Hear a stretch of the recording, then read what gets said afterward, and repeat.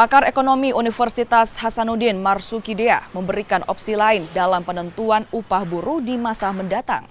Pemerintah bisa melakukan penggolongan usaha sehingga penentuan upah buruh tak menimbulkan polemik. Hal ini mengingat tak semua pengusaha memiliki kemampuan yang sama dalam pemberian upah. Diambil, buruh sudah setuju. Pengusaha sudah setuju kan? Kan ternyata pengusaha itu belakang hari merasa keberatan. Nah, persoalan sekarang yang disebut dengan pengusaha ini sebenarnya pengusaha mewakili siapa? Karena sebenarnya tidak semua pengusaha mengalami hal yang sama, ini masalahnya. Nah, inilah belum ada model memperkirakan UMP, ada perbedaan antara jenis usaha yang prospek di masa krisis yang akan mati di masa krisis. Seharusnya itu ke depan harus ada itu.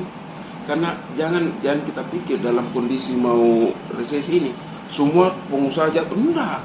Ada yang masih justru terlampau baik kan. Ya misalnya itu usaha-usaha kecil yang itu memang tidak bisa dihitung nilai tambahnya secara pasti, tapi itu kan hidup mereka itu. Dan itu